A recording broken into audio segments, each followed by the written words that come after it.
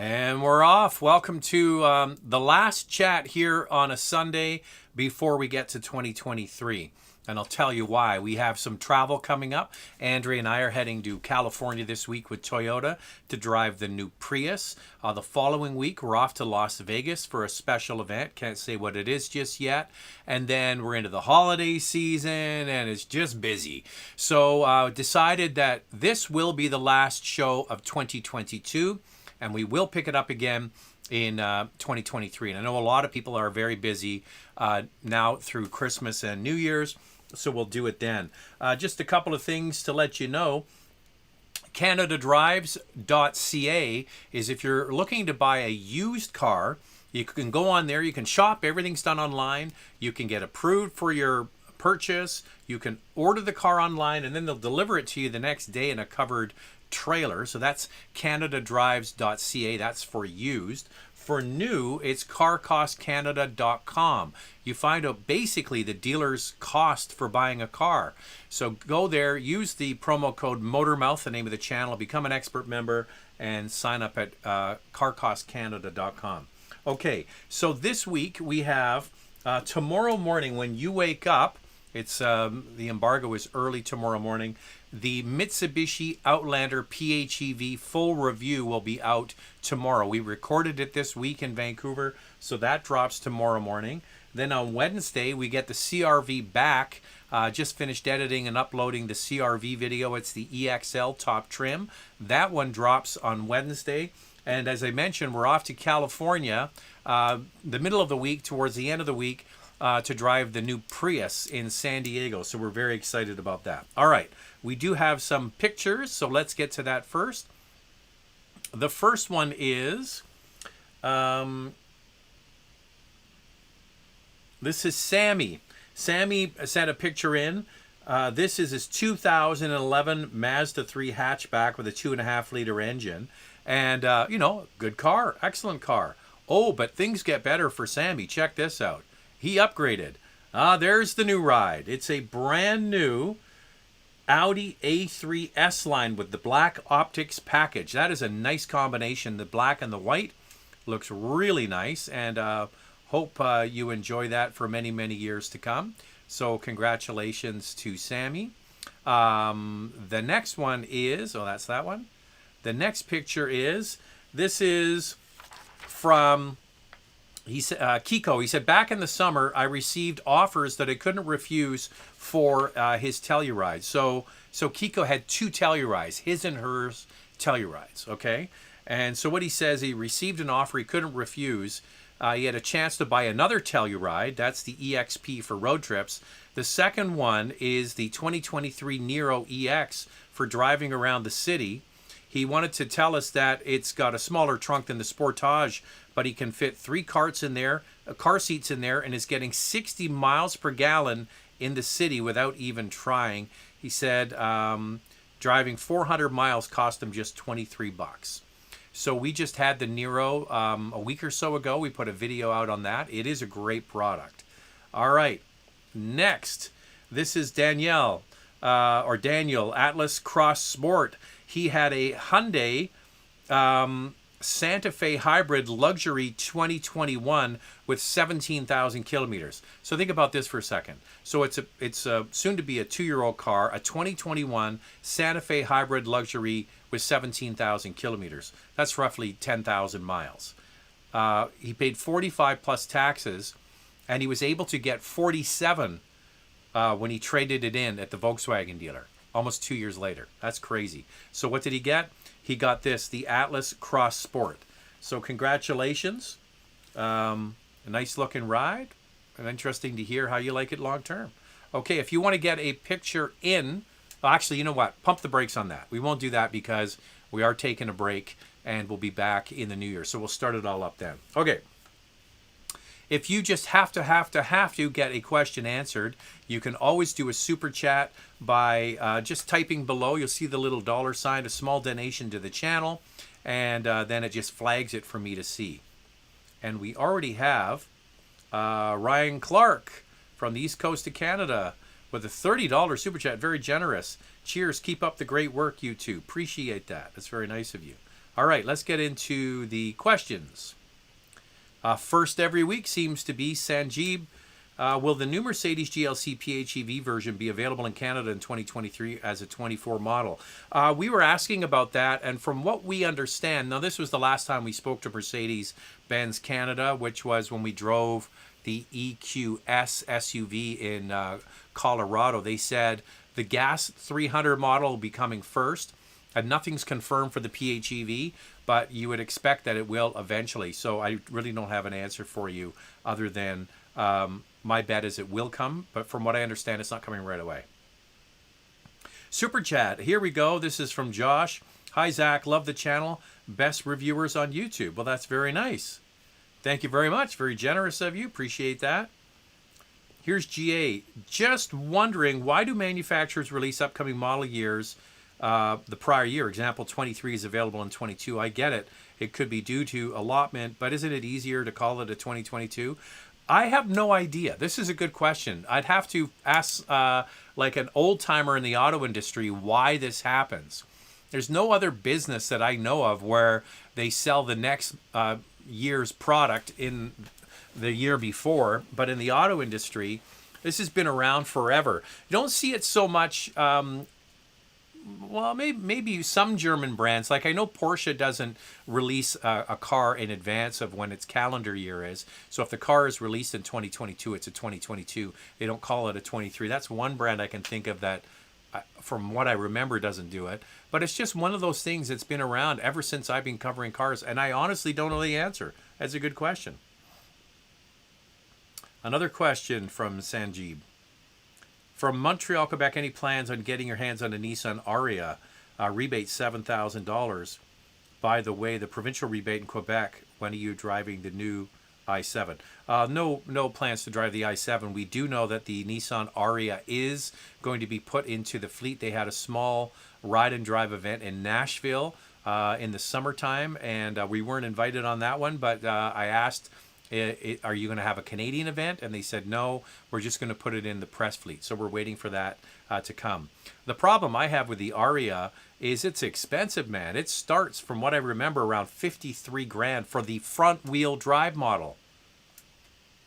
Sorry, that's just too expensive. All right. This is David. Have you driven the 2023 Genesis G90? Thoughts? Haven't driven that one yet. I've driven the G90 before, but not the new one. We were invited to go to Florida to drive it, but you might remember, if you've been watching the channel, that we went to Vietnam, and that was an 8-day trip. And if we were going to go to that Florida event, we would have been home for one night and then flown all the way to Florida. So it was just too much. But yeah, point taken. We'll see if we can get our hands on a G90. Another super chat. Hi, Zach. Thanks for answering my question earlier about the airbags. I do see Ford recently did a recall on the Maverick 2. I appreciate you two. Not sure what I said about airbags, but I'm glad we could help. Okay. So looking forward to driving the Prius. My brother has a Prius, and he's Mr. Hypermiler with that thing. So I sent him a text and said, what things do you like and not like about it? He finds his current Prius is a bit plasticky on the outside, some of the pieces. But we'll check it out when we get a chance to drive it. Oh, here's a question from John. What do you think about the new Prius? It's such a radical change from the current model. And they were still able to keep the mile per gallon in the high 50s. Biggest auto reveal this year. Well, I'm not sure it's the biggest auto reveal of the year, but it's a big deal. What's interesting is we put out a little walk-around video from the LA Auto Show when they showed the vehicle for the first time. But what was interesting was the response from all the viewers like yourself. Put a Prius out. Prius was kind of like the butt of jokes over the last few years. All these brands were talking about electrification, and people were saying, oh, Toyota's totally out of step with their hybrids. Nobody buys hybrids anymore, and we're all going to go EVs. And then what happened? Fuel prices went through the roof. Huge jump in gasoline prices. So everybody was looking for, what can I get that's good on gas? And sure enough, Toyota's hybrids became some of the best sellers. You know why? Because they're bulletproof, and they deliver great fuel economy, and they're not too expensive to buy. So what I was surprised about was just how much interest there is with this new 2023 Prius. The comments were overwhelmingly positive about the design. It's very futuristic looking. You might remember people were asking about the Prius, and I kind of winked at the camera. I don't know anything about it. We actually got a chance to see it when we were in Plano, Texas in June. They took us into a special room and they hid our phones, and we weren't allowed to take anything in other than ourselves, and they showed us the Prius, and I was like, wow, that is a good looking car. So the latest Prius, the new one coming out, I think is going to get people excited. First of all, way more power. I think it's 196 horsepower, all-wheel drive, and amazing fuel economy. What's not to like? All right, we have another super chat. Couple of them, actually. This is one is from Mark. Which would you buy, a Supra GR or a Nissan Z Sport, and why? I think I would go for the Supra. You got to remember, like the Supra was essentially a BMW Z4 or Z4 here in Canada. And it is a wonderful handling car. The improvements that BMW made to that car over the previous model are night and day. Plus, you can get the inline 6-cylinder, which is just a gem. You can get a manual now, and more. The Z or the Z, I liked it. I didn't love it. I just think that the BMW/Supra is a better everyday car, in my opinion. I don't know. It's just, if you just ask me which one would you like, my gut says the Supra. Andrea really liked driving the Nissan, and she was kind of taken with it. It was okay for me. The Supra, in my opinion, is, you've got all of that history of BMW making sports cars, and then you've got the added element of Toyota putting their 2 cents into it. So it's not a bad way to go. Will you replace your Civic with the 11th generation? No. We bought our Civic 2 years ago, and the reason we got a Civic is we have 2 teenagers in the house that are starting to drive, and we have our other cars. We have 2 Porsche Cayennes, and we didn't want our kids driving those cars. So the family vehicle we can all drive is the Civic. And you know what? I'm not going to invest in a newer version of the car, because the reality is teenagers will make mistakes, things will happen, bumpers will get scratched, doors will get dinged, wheels will get curbed. I don't need it. I mean, the 2017 is already fairly new. It's in great shape. It only had 40,000 kilometers, around, 20,000 miles on it when we bought it. It's a real baby. So it's in great shape. So no need to update.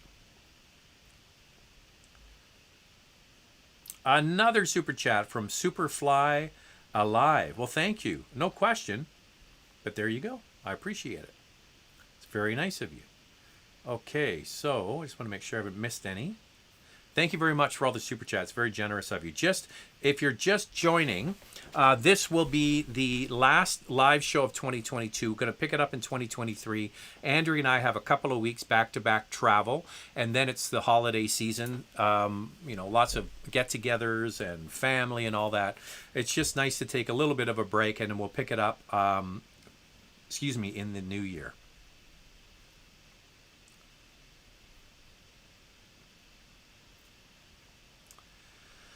There's Barrick. Outside of the new GT3, in your opinion, what is the best new 911 you can get, and what spec would you choose? Well, I would probably want myself to have either an S, a GTS, a GT3, or a turbo. Doesn't necessarily need to be in that order. Personally, I would get a manual transmission. I really like, Andrea really likes the Targa. I like the Targa too. I would probably go for like a Carrera 4S manual transmission. That would suit me just nicely. A GT3 Touring would be my that's my lottery car, but I don't see that happening anytime soon. Listen, there's no bad day when you're buying a Porsche. It's good. Even the base model 911 is great. I'm very new to hybrids and just purchased one. I hear they are quite reliable in general, but I can't help but worry the constant turning on and off of the engine by the car and wonder about longevity. Well, here's something interesting. I mentioned this last week in the live show, is that a couple of studies or several studies that I've seen about the most reliable types of vehicles when it comes to needing repairs and having to go back for service. The most reliable are hybrids.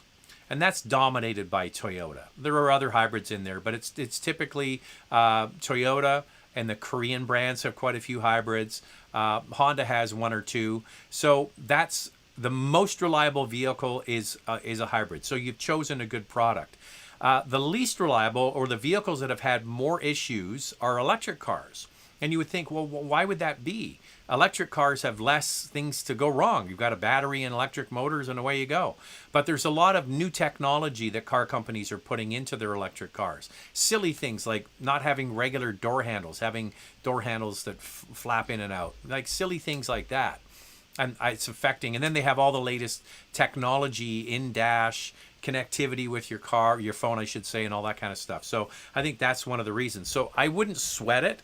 There are, back to the Prius, there are Prius taxi cabs with over 1 million miles on them, and they just run and run and run. You'll do just fine with your hybrid.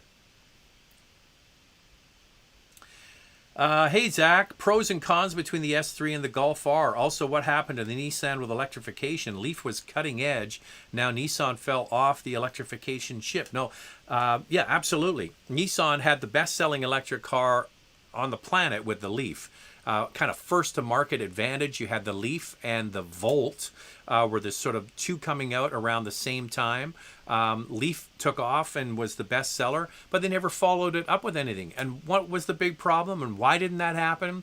Was because even though it was the best-selling electric car in the world, it was not profitable. And Nissan was looking and saying, well, what, we're going to make more of these and sell them at a loss or even break even? No, we're in the business of making money.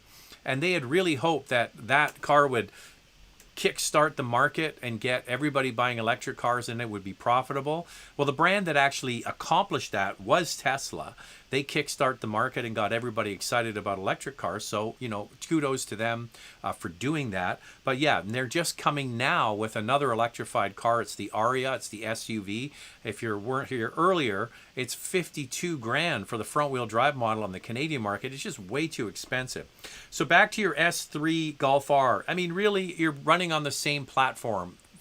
It's the EQB platform, and one's a wagon, one's a sedan. It's like pick your poison. There'd be some differences between them, but I'd be happy with either.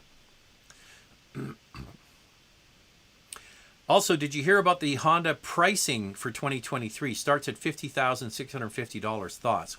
Well, you know what's interesting is we just recently had, I don't have a picture here, the Telluride and the Palisade, right? Direct competitors to that, 3-row mid-size SUVs with V6 engines, and the pricing of the Pilot is actually pretty close to what they're charging. So yes, it starts at 50,000. These are Canadian dollars and goes up to about 60, but that's the same thing for the Hyundai and the Kia. So they have been pushing the prices up of their mainline cars. We saw it with Civic, HRV, CRV, and now Pilot. But Pilot doesn't seem to be as bad an offender as some of the others. And the reality is that they line up quite nicely.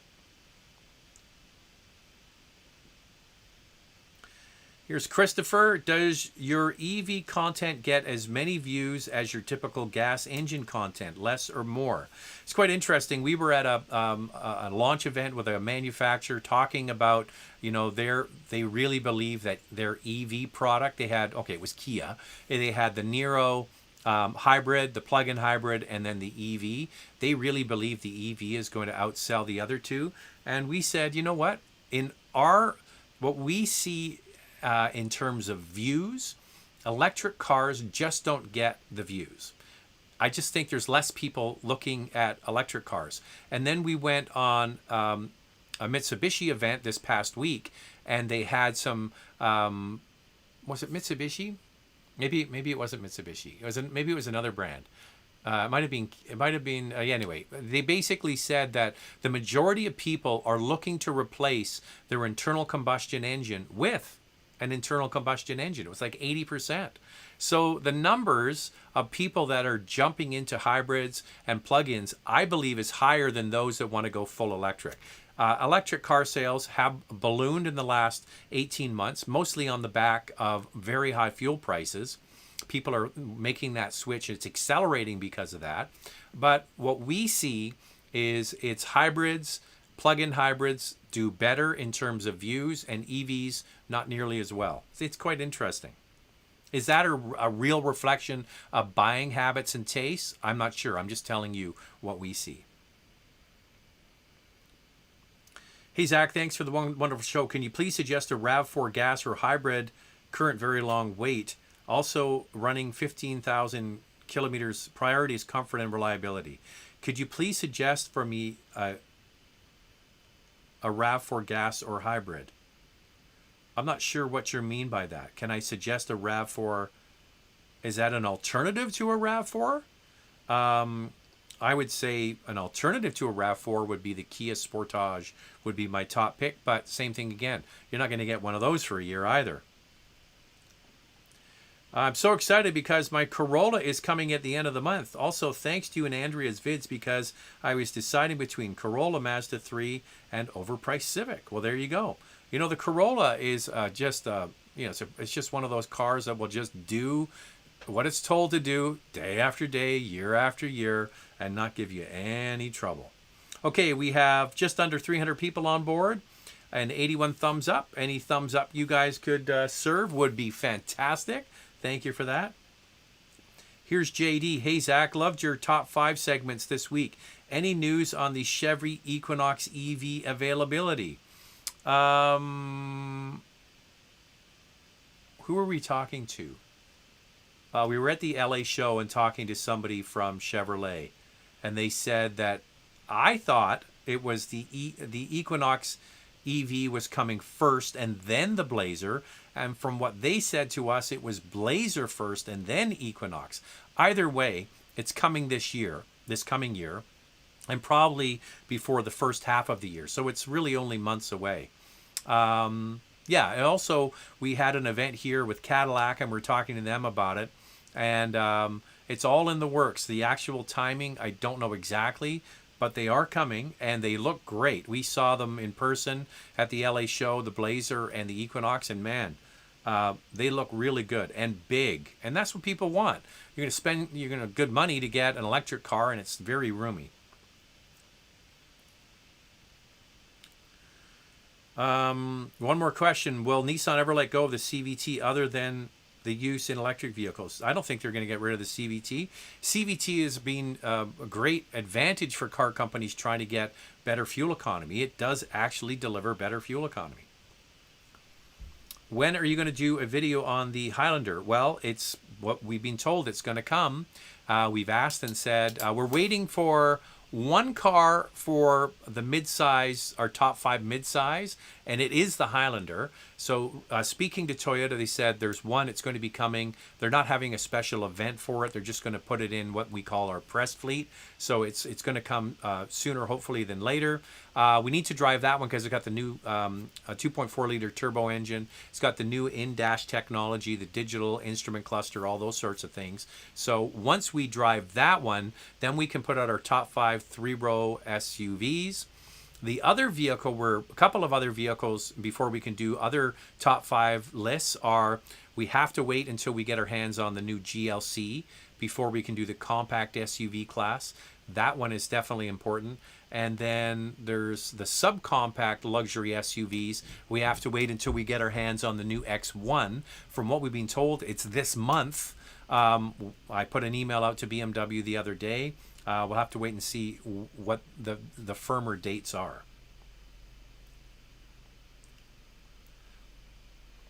Any plans for Christmas? Nothing special. The usual around here. I did spend an hour and a half outside wrestling with Christmas lights. That's fun. But anyway, yeah, just eating and drinking. The usual stuff. Any chance of getting... somebody already asked that one. Did Andrea get her sunroof? Andrea, if you ever watch our comparison videos, the Cayenne that we have, it's got a huge panel roof. She loves it. I don't. Greg's asking, when do you review the Prius? So we're going to be driving it on Friday.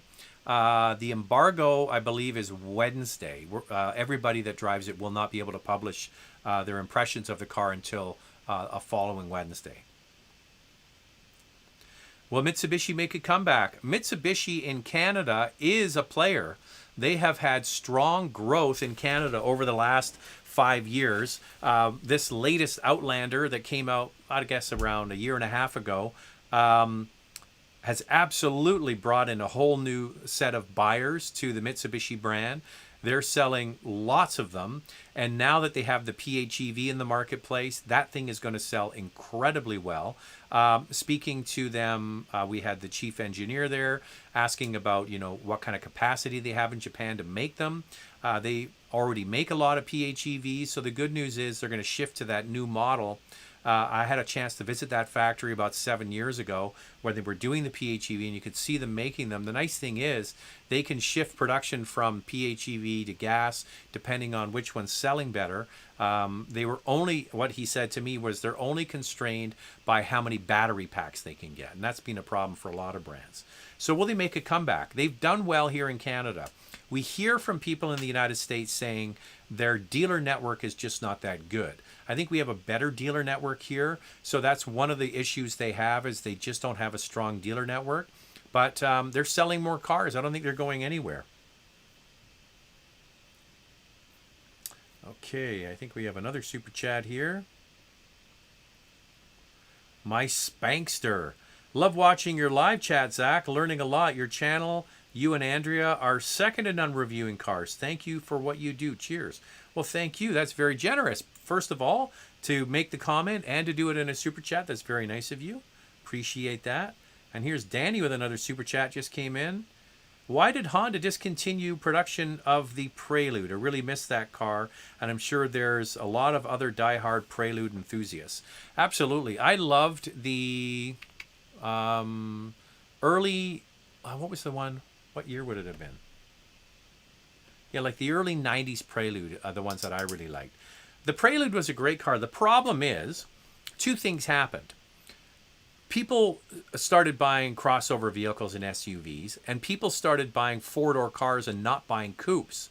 So all of them are gone. Like the Toyota, in the US, it's called the Celica. In Canada, it was called Celica. Gone. Just think of other Honda vehicles. We used to have the Honda Del Sol. Remember that? Then we had the Toyota, what was it, the Previa? Was that the van? There was a small little coupe car. What was it called? Started with a P. I mean, there were so many of these cars that used to be around. Lots of fun little cars, and they just went away. It's really too bad, because that's sort of like when I was coming up, there was loads of those two-door hatchback cars like Acura. They got rid of Integra. They brought it back, but it's not a two-door any longer. They had the RSX. That's gone. Yeah, it's just a real shame. I agree with you. It might be an interesting thing for them to revisit. It would be kind of fun if somebody brought back a fun little two-door hatchback car again. And you know what? The Integra is fun to drive, but it's not that. It's just a rebadged Civic. The CRX, yeah, Danny just wrote there. He said the CRX. CRX was another one. Absolutely, the CRX. There was quite a lot of them. What's that Toyota one? Someone might type it in there. It started with a... Oh, there it is. Yeah, it is. The Paseo. Paseo. Not fun. I mean, I think it was a Tercel, really. But it was a two-door. It's kind of fun looking. Okay, so up we go to the top again. All right.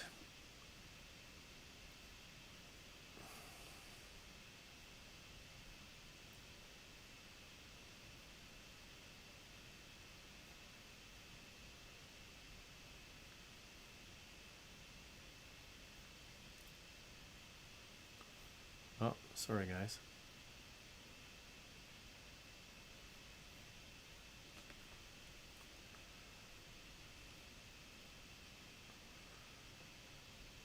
Okay, have you ever heard if FCA is bringing back the Dodge Dart? I have not heard that, and I would be really suspicious. When we went to the launch of it, Reed Bigland was the president of. He was the. I think he was the head of Dodge at the time and president of FCA Canada. And I said to him, "Why the hell did you use the Dodge Dart name? Like it's just not a sexy sounding name." It reminded me of the Cono boxes from the '70s. I kind of thought, they didn't want to use the name Neon, but I kind of like the Dodge Neon cars. They were fun to drive. They weren't great reliability wise, but they were cheap and cheerful. They were kind of fun to drive. I thought maybe they could just come back with a newer Dodge Neon, but they went to Dart. I think that's one of the reasons why it didn't succeed. It was a goofy name. Anyway, and actually the thing is, it drove fairly well. It was built off an Alfa Romeo platform. It had pretty good handling, different engine choices with the 1.4 turbo, I believe. Yeah, it was an interesting car, but never caught on. Hey Zach, based on value for dollar and reliability, would my best option be an X1 or a Genesis GV70 2.5? Well, I have to be honest, we haven't driven the new X1. And we're really, really waiting for that to show up so we can get our hands on it. I can't answer just yet. I mean, they're quite different. So the X1 is the Mini Countryman platform. So it's a front-wheel drive platform. It isn't a front-wheel drive car. It's sold as an all-wheel drive, but it's a front-wheel drive platform.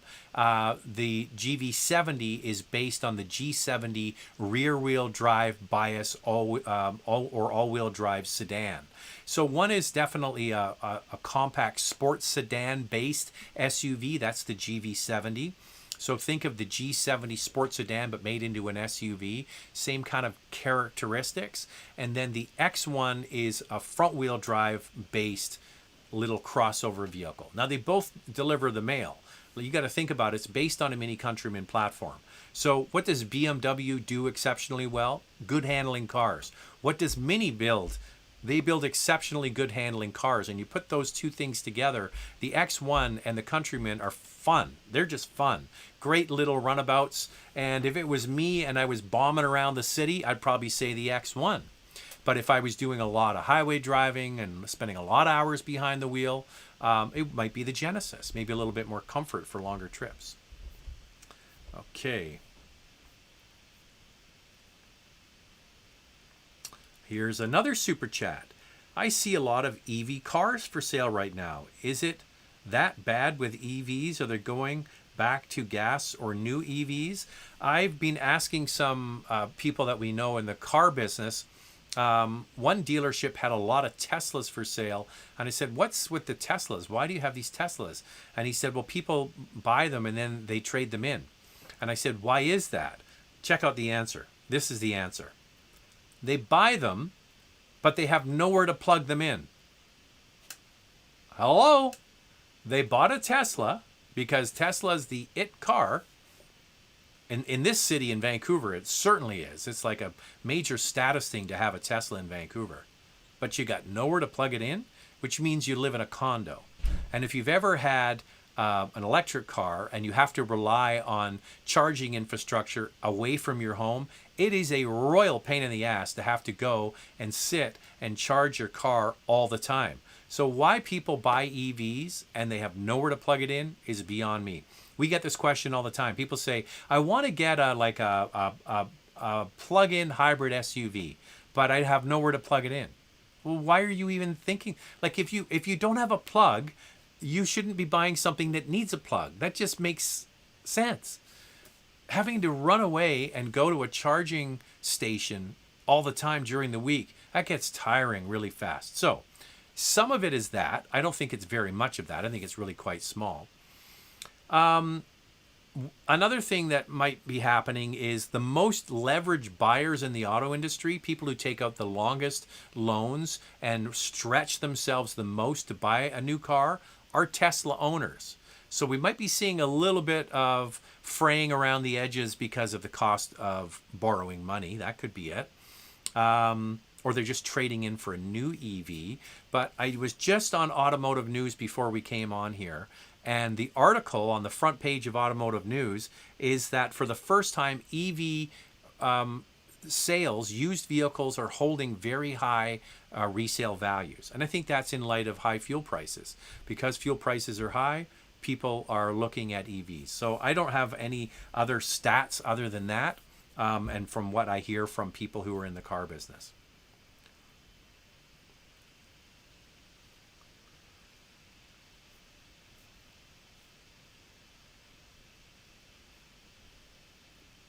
Hey, Zach, will you be driving the CRV Hybrid Touring anytime soon? We had the CRV EXL gas model, the top trim of the gas model. We just finished shooting it this week. I just finished editing it before we came on the air here. So it's all done. It's ready to go. That is going to go out on Wednesday. We were supposed to trade that one in and get the hybrid tomorrow, but the vehicle is delayed for whatever reason. So I think it's going to be the week after. But in the next few weeks, we'll be driving the hybrid. Can't wait for that. 2018 330i X-Drive or 18 Audi A4 Technic. They're both good. The difference maker with the 3 Series and the A Series is if you go to the S4 or you go to the 340 and you get the larger engine. So both of these have the 2-liter turbo 4 cylinders. I would say the one that's in the better shape, the one that has lower miles on it, the one that has better service history, the one that checks out and is looks to be in better shape, that's the one I would go with.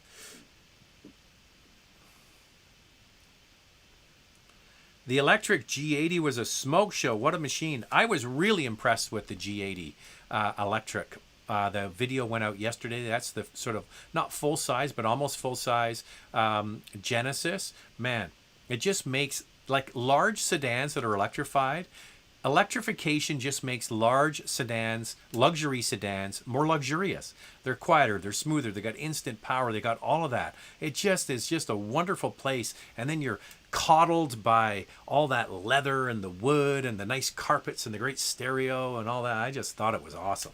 They did a really good job. And I was thinking about this. So the G80, you've got your direct competitor is the EQE. That's the E-Class equivalent electric vehicle. BMW has introduced the i7, but from what I understand, no i5 yet. So BMW doesn't have anything. Audi doesn't have anything in that sort of A6 category yet. So the Genesis actually stands out as a bit of a neat kind of vehicle.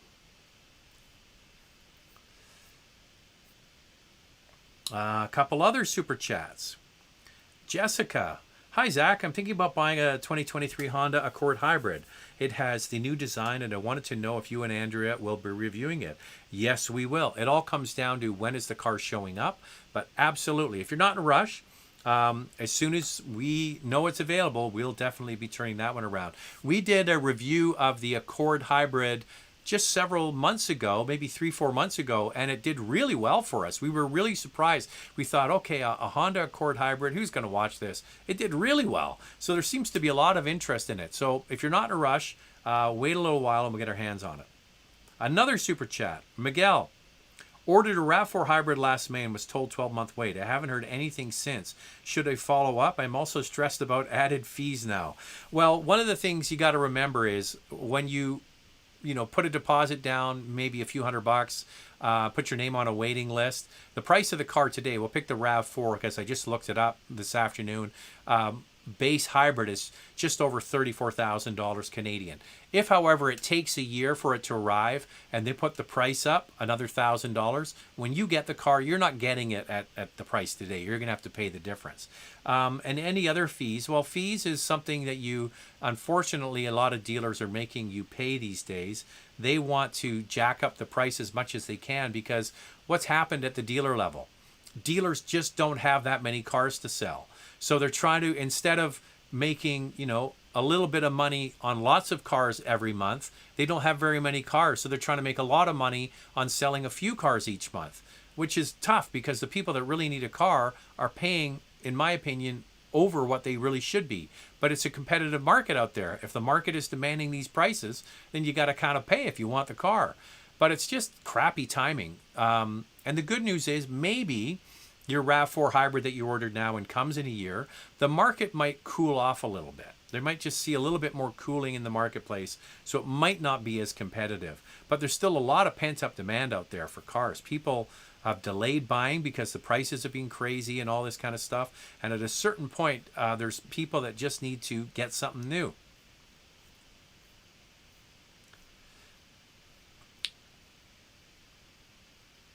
Okay, I got to go back up here again. I got to get through more of these questions.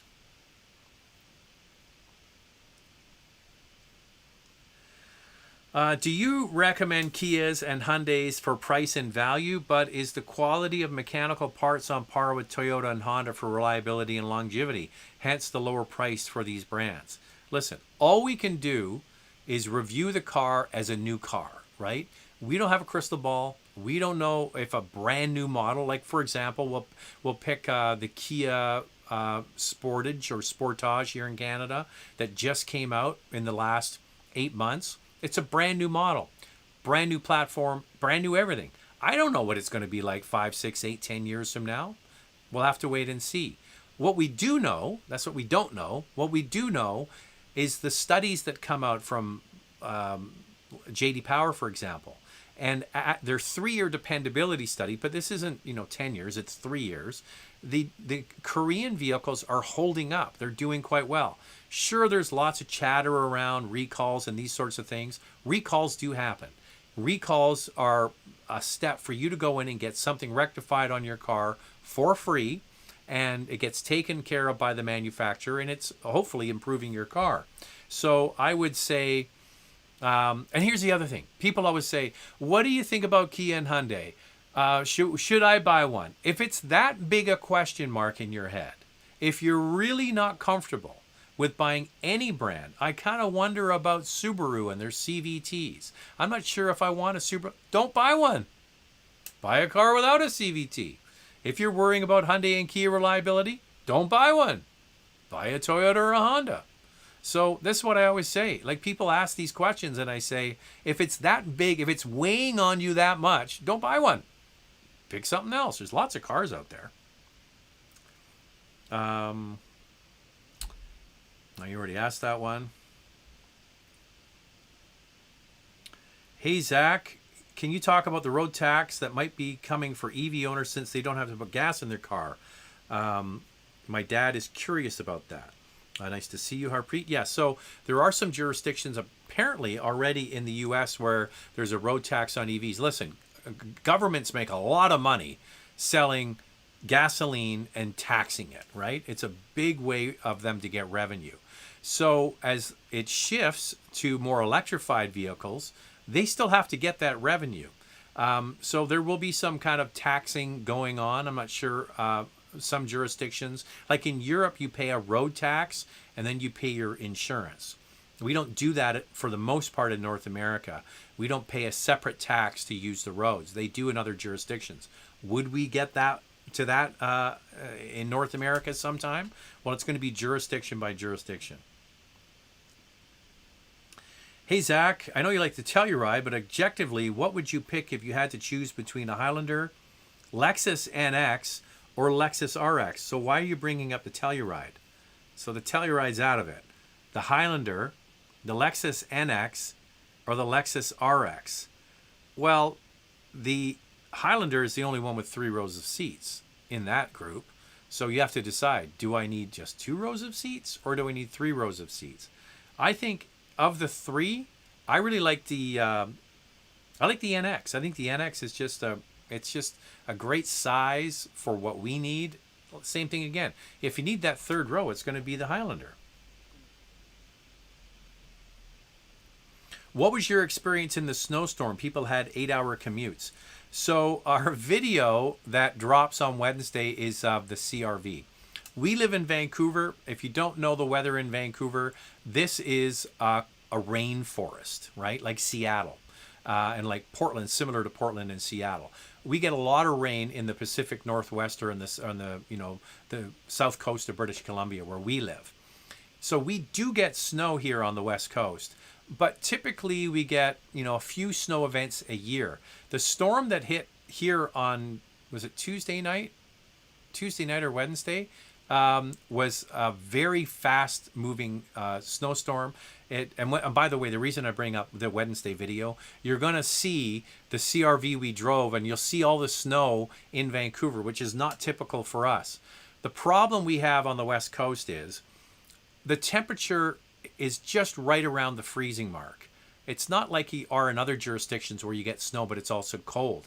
Typically, when we get snow here, it's right around the freezing mark.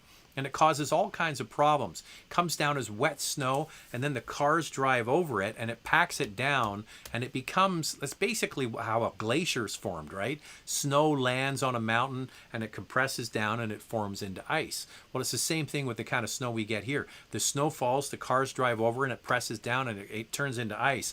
So the snow really started to fly around 2 in the afternoon, and there were stories of people that took 10, 11 hours to get home. And this is what would have maybe taken them 35, 40 minutes generally if it was dry. We're just not equipped for that kind of snow here. We don't have the snow clearing capability. And the problem was it started snowing while everybody was at work. So everybody jumped in their car and tried to get home, and it just was gridlock. So we're very lucky. We live very, we're the first neighborhood outside of downtown. So we don't really have to go anywhere, and we can even take transit if we need to. So it wasn't, or the subway, it wasn't a problem for us, but there was a lot of people got stuck in the snow. This is a response to the picture we showed earlier. I have a 23 Atlas Cross Sport Exec line. It's wicked. It's a nice looking car. Big fan of the show. You always compare Kia Sportage top trims to luxury. So if you had to choose between a new Kia hybrid Kia Sportage, oops, hit the camera there, or the Lexus RX 450h F Sport, which one would you choose? So the Lexus 450 F Sport is the last of the old models with the V6. So that's the V6 hybrid system. The new ones are the new hybrid system. Yes, the Turbo 4. So yeah, listen, a 2020 Lexus, a new Kia. I'd take the new Kia. I would take the new Kia. Some people change cars like pants. So much money to burn. That's true. Hey Zach, reviewers say that the new Kia is a luxury vehicle. Do you think that's true? Does it make sense to go luxury brand over these? Well, no. I think what you're confusing is when we talk about they have this kind of luxury feel to them.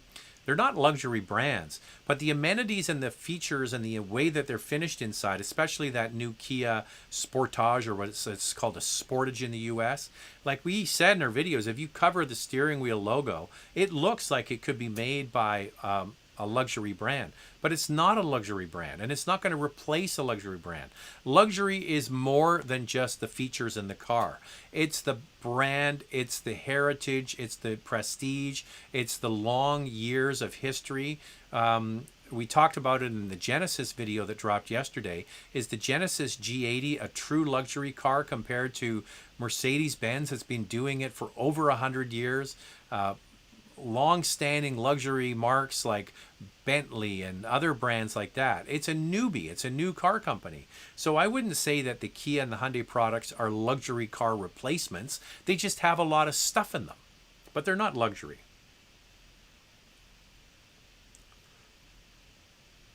Here's Carter.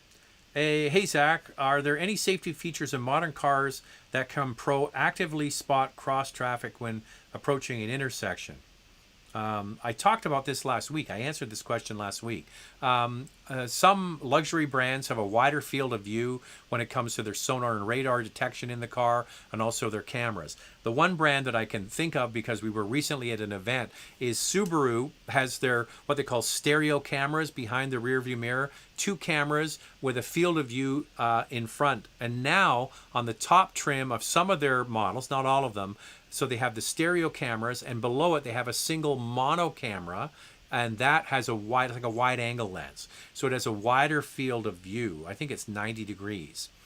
So that's going to catch more stuff coming in from the side. So that is available on the Outback, for example, on the top trim. So I think you're going to see that kind of technology, of course, trickle down into other Subaru products. But for a mainline car brand, that's the one I can think of. S. Davis, the Toyota dealer told me they expect the Prius Prime loaded to be in the high 40s, getting pricey out there. Yeah, but it's going to have all kinds of range and deliver great fuel economy. Here's Eric waiting for my Blazer EV RS. That's the one they had at the auto show. Looks amazing in the RS. So you're stopping the live streams for December. Yes, taking a bit of, we have travel and then all that Christmas stuff to get in the way. Hey, Zach, any idea when you would resale value of an electric or PHEV car? Hey, Zach, any idea what would be the resale value of an electric or PHEV car? I don't know what the second half of that means. I apologize. Is the Jetta Highline 2023 better than the Civic Sport 2023? It doesn't. The Civic has more power. The Jetta has an 8-speed automatic, and the Civic has a continuously variable transmission. I would say the Civic is just a little bit bigger. I would say the Civic is going to have better handling overall because it's got independent rear suspension. The Jetta has a torsion beam rear suspension. Now, it is a good handling car, and as a solid rear axle, they've done a very good job with it. The Jetta is more value. I think you get more value than you do with the Civic. But if it came, also you're going to factor in something like resale value. And I think that the Civic's going to edge out the Jetta for sure. The one I want you to consider is the Jetta GLI. It comes in Canada and the Canadian market for one price. So you've got a more powerful engine than the regular Civic, even the Sport. And you've got independent rear suspension added then. You've got a lower ride height. You've got a nicely equipped interior. It's all in for one price. It's actually a hell of a deal. And if it was between the GLI and the Civic, I'd probably go with the GLI.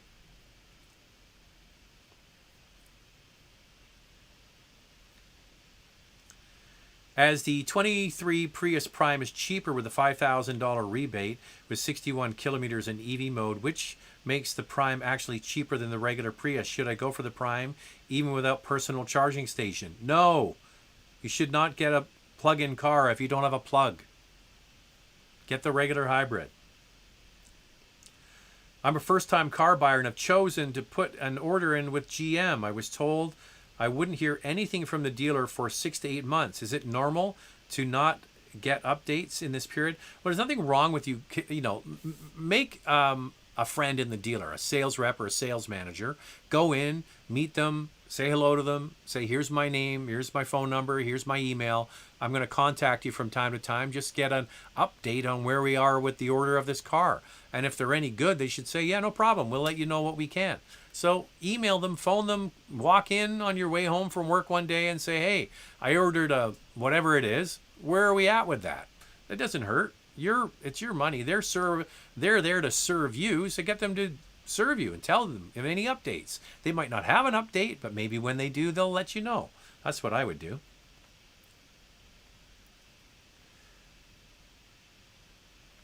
Here's Mike. Picked up a 23 Sportage EX Hybrid last Thursday. Totally impressed. Well worth the nearly 6-month wait. So smooth and quiet. Absolutely.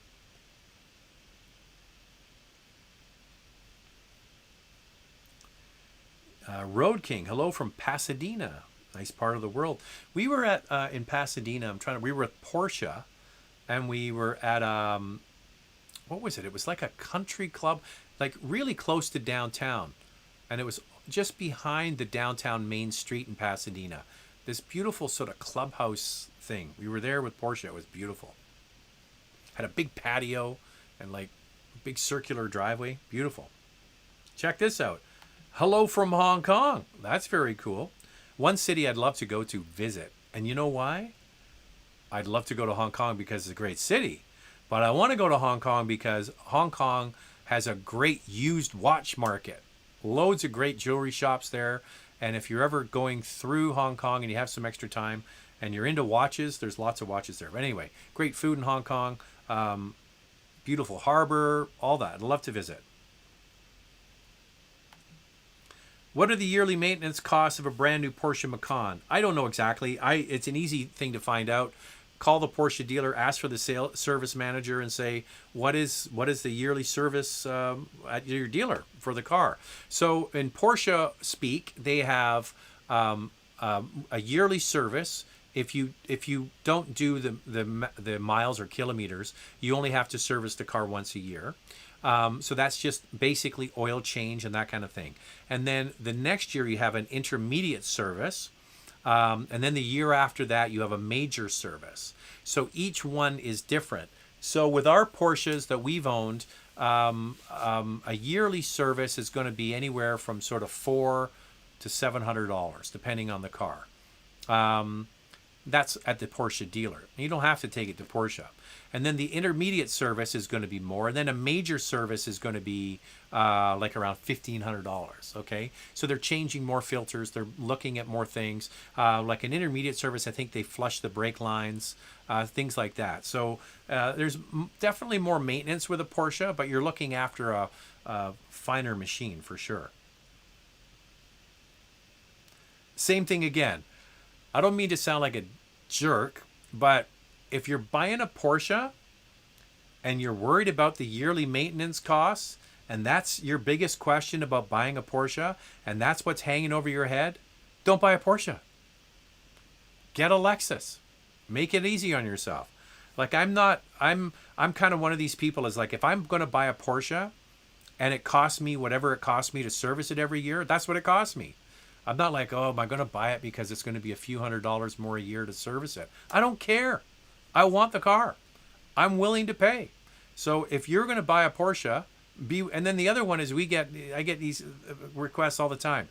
I just bought a BMW, a Mercedes, an Audi, whatever it is, and it says I need to put in premium gas. Can I just put regular in? And I'm like, okay, so you bought a BMW, an Audi, or a Mercedes, which is not cheap, and now you want to put cheap gas in it. Like, I don't get it. It's like buying a car that needs a plug and you got nowhere to plug it in. Don't get that car.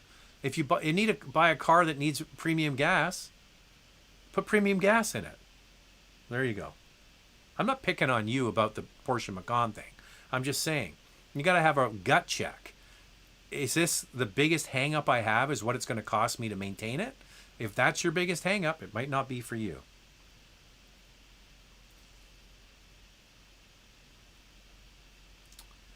How do you compare the RAV4, the Sportage, and the Santa Fe?